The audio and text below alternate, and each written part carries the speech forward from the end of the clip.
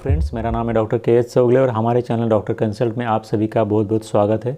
तो आज की इस वीडियो में हम ब्रेन ट्यूमर के बारे में बात करेंगे, क्योंकि आज ही मेरे पास एक पेशेंट आया था ब्रेन ट्यूमर का। तो इसीलिए मैंने सोचा कि आज की वीडियो जो है वो ब्रेन ट्यूमर के ऊपर बनाई जाए। तो पहली बात तो ब्रेन ट्यूमर होता क्या है।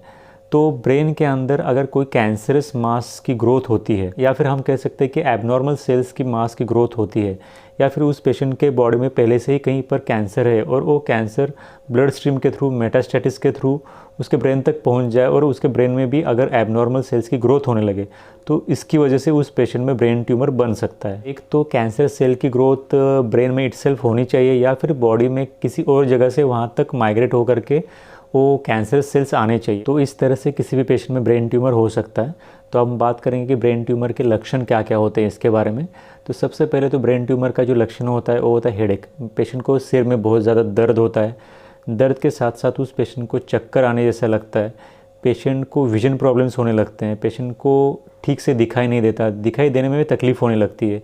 इसके साथ साथ वो पेशेंट ठीक से बात नहीं कर पाता, बात करते वक्त वो लड़खड़ाने लगता है।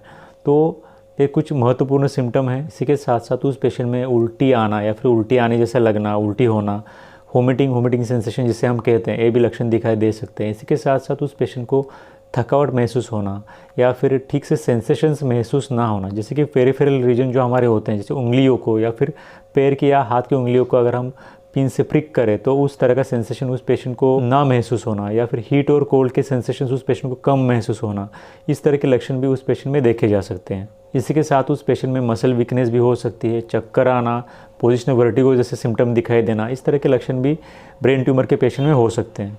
तो इसके बाद बात करते हैं कि ब्रेन ट्यूमर का डायग्नोस कैसे करें। सबसे पहले तो क्लिनिकली उस पेशेंट को एग्जामिन करके ब्रेन ट्यूमर का डायग्नोसिस किया जा सकता है, लेकिन वो 100% नहीं होता। इसके लिए उसके लिए बाद में MRI of the whole brain भी कर सकते हैं। लेकिन सबसे पहले जब हम उसको क्लिनिकली एग्जामिन करते हैं तो सबसे पहले तो उस पेशेंट के फिजिकल साइंस और सिम्टम्स देखे जाते हैं, जिसके अंदर कि उस पेशेंट का विजन कैसा है, उसको कोई विजन में प्रॉब्लम है क्या, या फिर इसके साथ साथ उसके सेंसरी रिस्पॉन्सेस कैसे हैं, उसके बॉडी के रिफ्लेक्सेस कैसे हैं, इन सब चीज़ों को इसमें देखा जाता है। वो पेशेंट ठीक तरह से अपने आप को बैलेंस कर पाता है क्या, वो ठीक से चल फिर सकता है, या उसको बैलेंस की कुछ तकलीफ है, ये भी देखा जाता है। साथ साथ उस पेशेंट में अगर रिसेंटली कोई चेंजेस आ चुके हैं, जैसे कि उस पेशेंट के दिखाई देने में या फिर सेंसेस में, रिफ्लेक्सेस के तो बात नहीं करेंगे खैर, लेकिन विजन प्रॉब्लम या फिर सेंसरी स्टिमुला है, इसके साथ साथ काफ़ी हद तक उसके बैलेंस करने का तरीका, उसके बात करने का तरीका, अगर इन सब चीज़ों में कुछ बदलाव आए हैं तो उस पेशेंट के साथ जो भी रिलेटिव उसके साथ आया होता है वो हमें इन्फॉर्म करता है कि पहले तो ये अच्छी तरह से चल पाते थे, बोल पाते थे, अभी ठीक से बोल नहीं पाते, ठीक से चल नहीं पाते। तो इस तरह से उस पेशेंट के साथ जो अकम्पनिंग मेंबर, फैमिली मेंबर होता है, उसके पास से भी हमें इस तरह की जानकारी मिल जाती है।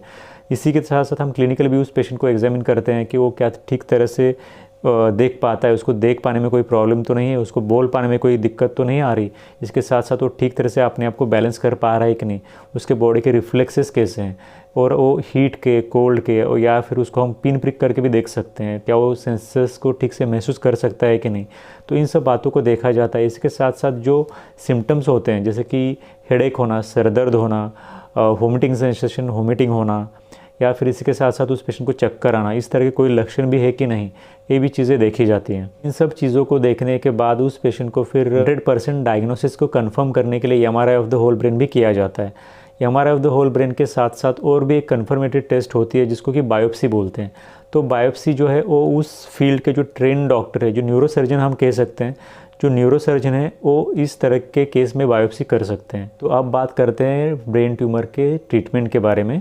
तो ब्रेन ट्यूमर की जो ट्रीटमेंट होती है वो हमेशा एक न्यूरोसर्जन के देखरेख में, न्यूरोसर्जन के ऑब्जर्वेशन में ही की जाती है। इसमें सबसे पहले तो उस पेशेंट को शुरू में कुछ पेन रिलीवर्स या फिर जो भी उस पेशेंट के सिम्टम्स आ रहे हैं, उन सिम्टम्स के हिसाब से उस पेशेंट को सिम्टोमेटिक ट्रीटमेंट दी जाती है।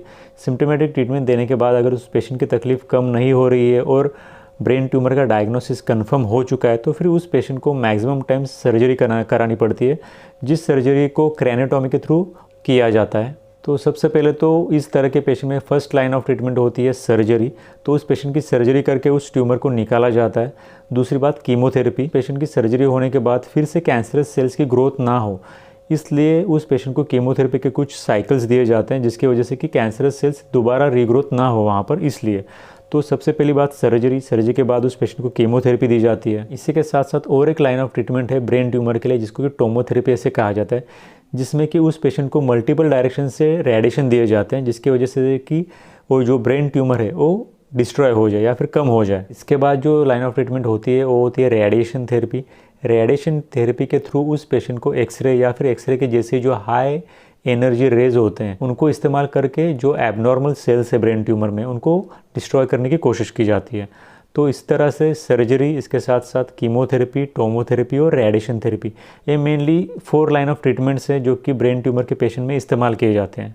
अगर किसी पेशेंट में ब्रेन ट्यूमर है और वो ब्रेन ट्यूमर ब्रेन के किसी भी बॉडी फंक्शन को कंट्रोल करने वाले पर्टिकुलर सेंटर के ऊपर अपना दबाव बनाता है, तो उसकी वजह से उस पेशेंट को उस पर्टिकुलर बॉडी फंक्शन को करने में दिक्कत आने लगती है। अगर किसी पेशेंट में विजन प्रॉब्लम आता है तो हो सकता है कि उस पेशेंट का जो विजन सेंटर है ब्रेन में, उस विजन सेंटर के ऊपर उस ब्रेन ट्यूमर की वजह से दबाव आ रहा हो। तो आज हमने इस वीडियो में बात की ब्रेन ट्यूमर के बारे में। तो अगर आपके ब्रेन ट्यूमर के बारे में कुछ डाउट्स है तो आप हमें कमेंट करके ज़रूर बता सकते हैं। आपके कमेंट्स को वीडियो के थ्रू आंसर करने की पूरी कोशिश की जाएगी। और अगर आपको इस वीडियो से कोई नॉलेज और जानकारी मिली है तो इस वीडियो को लाइक और सब्सक्राइब ज़रूर करें। और इस वीडियो को अंत तक देखने के लिए आप सभी का धन्यवाद।